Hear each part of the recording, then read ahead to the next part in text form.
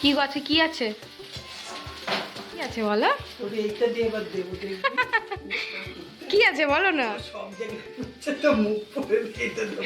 কি লজ্জা পাওয়া কেন? হ্যাঁ লজ্জা রাঙা লজ্জাবতী গো।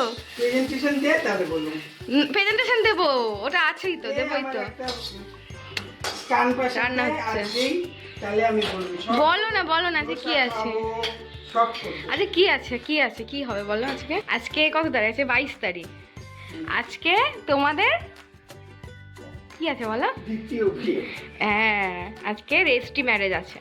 মানে এত বছর কোনো রেজিস্ট্রি করেনি, এমনিই ছিল বিয়ে করে। এখন ঠেলায় পড়েছে, ঠেলার নাম বাবাজি হতে আজকে রেজিস্ট্রি ম্যারেজ আছে।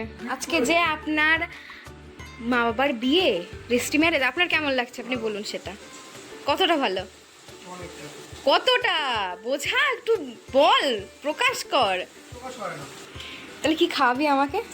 আমি তো এবারই একমাত্র বউ। হ্যাঁ কি খাওয়াবি? পান্তা ভাত, আলুর দম আর কাঁচা লঙ্কা। শুনতেই পেলে আজকে মা বাবার রেজিস্ট্রি ম্যারেজ আছে, তো আমরা আরেকটু পরেই যাব। রেজিস্ট্রি ম্যারেজটা হবে, মানে সাইনটা হবে।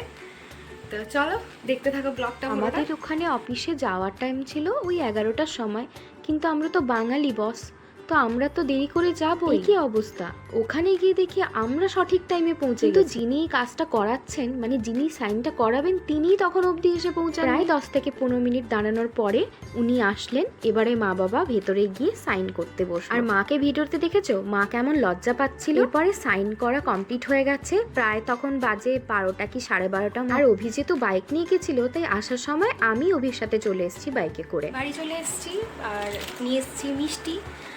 একটা শুভ কাজ হলো, মিষ্টি মুক্ত করতেই হবে সবাইকে, তার জন্যই একটু মিষ্টি নিয়ে চলে এসেছি। সন্ধ্যাবেলায় আমার আর অভির একটা প্ল্যানিং রয়েছে, তো দেখি কতদূর কি করা যায়।